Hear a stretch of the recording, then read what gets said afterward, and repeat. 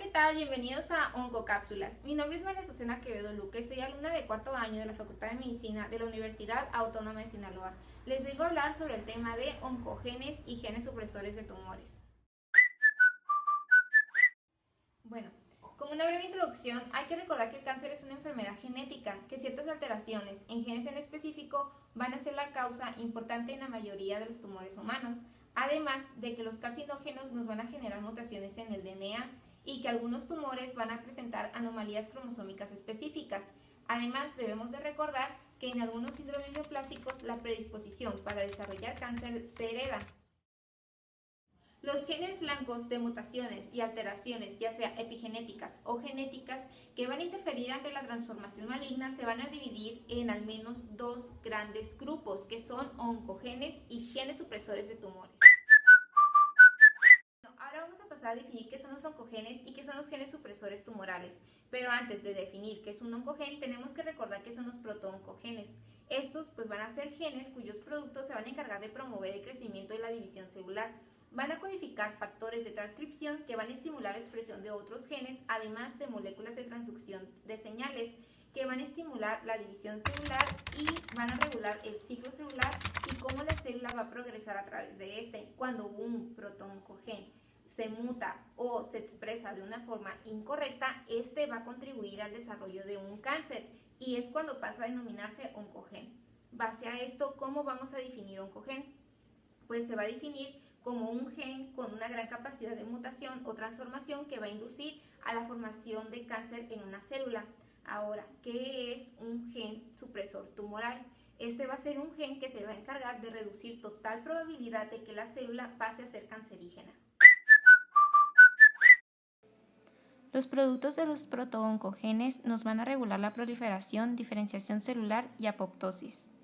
Por otro lado, vamos a tener los productos de los oncogenes que pueden agruparse de manera amplia en 4 grandes categorías o clases de moléculas. Primero, compuestos de señalización extracelular. Segundo, los receptores de superficie para factores diversos, entre ellos los de la proliferación. Tercero, componentes citoplasmáticos que transmiten señales desde los receptores activados por un ligando que en muchas ocasiones se dirigen hacia el núcleo. Y cuarto, proteínas nucleares que reciben señales del citoplasma y modifican la expresión de los genes que regulan la proliferación o diferenciación celular. Los tumores humanos van a presentar con frecuencia mutaciones y reordenamientos cromosómicos en algunos protooncogenes que los van a convertir en oncogenes. Y estas alteraciones pueden adoptar distintas formas. Número 1. Mutaciones puntuales.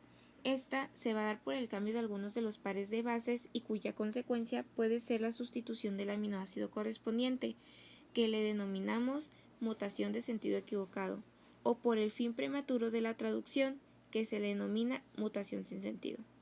Número 2. La translocación u otro reordenamiento cromosómico, como por ejemplo la inversión. Número 3. Amplificación de una región específica del cromosoma para producir múltiples copias génicas. Número 4. Pérdida de material cromosómico por delesión de secuencias o fragmentos de DNA. Número 5. Inserción de DNA exógeno, por ejemplo, los de origen viral. Y última, expansión de secuencias repetitivas de nucleótidos debido a defectos en la reparación del DNA.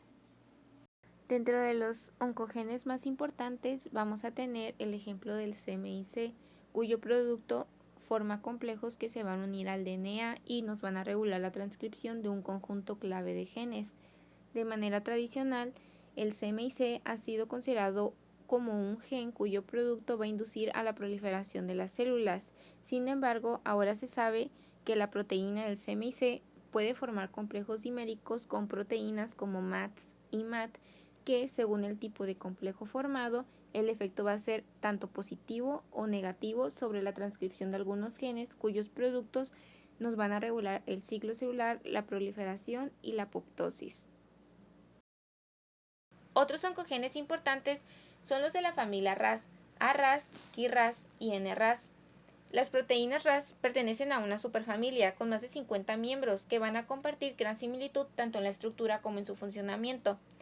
Estas proteínas van a funcionar como transductores de señales mediante el cambio alternante de su forma. Los genes RAS son los oncogenes que más se encuentran alterados en los tumores humanos. Están presentes en aproximadamente el 20 al 25% de todos los tumores sólidos humanos.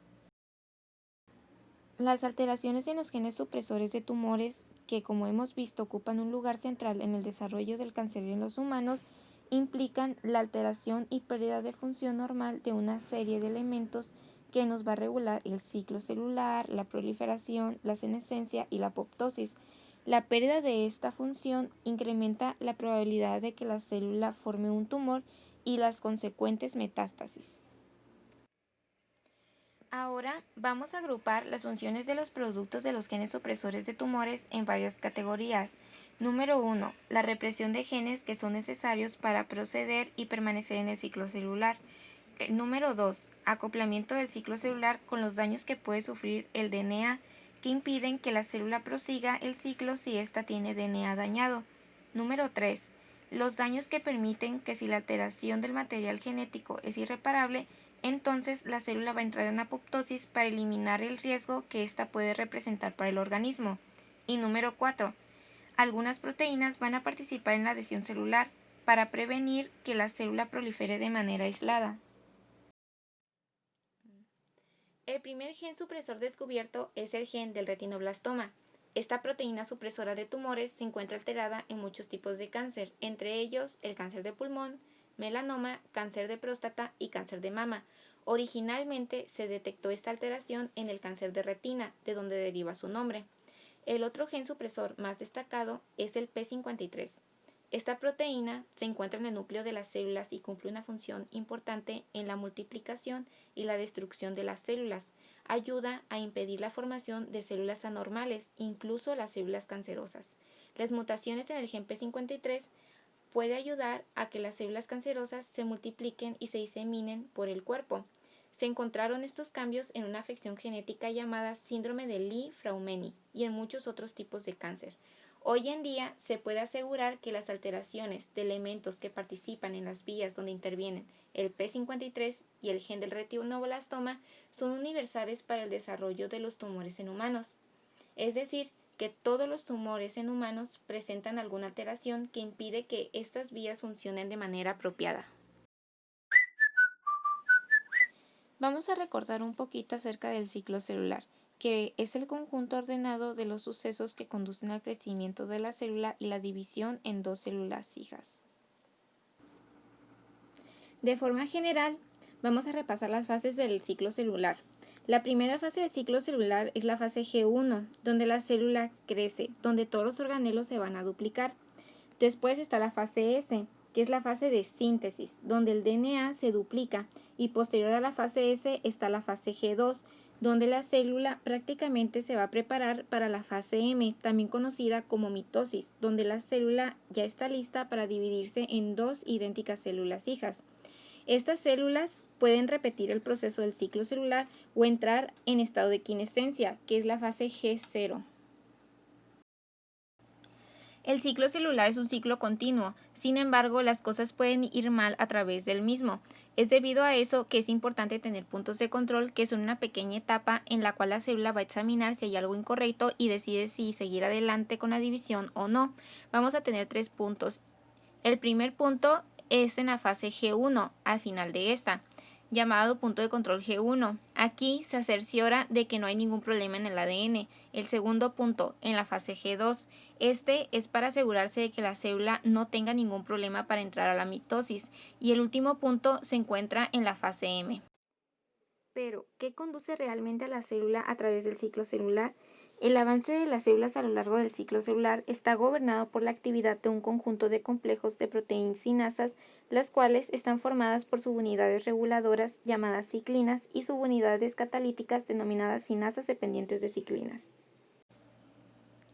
En la fase G1 actúa la sinasa dependiente de ciclina 4 y 6 y la ciclina D, provocando una reacción dentro de la célula causando que E2F se desprenda de la proteína de retinoblastoma, y cuando se libera E2F actúa como un factor de transcripción que permite que esa célula en particular avance hacia la fase S. Al final de la fase G1 y antes de la fase S actúa la cinasa dependiente de ciclina 2 y la ciclina E. Una vez en la fase S actúa la cinasa dependiente de ciclina 1 y 2 y la ciclina A. En la fase G2 actúa nuevamente la cinasa dependiente de ciclina 1 y la ciclina B. Y en este caso, este complejo puede permitir que la célula progrese a través del ciclo celular nuevamente. Entonces, si se tienen cantidades bajas de las cinasas dependientes de ciclinas para las ciclinas, la célula no va a progresar a través del ciclo celular. Es todo lo contrario si tenemos cantidades mucho más altas de ciclinas y de cinasas dependientes de ciclinas.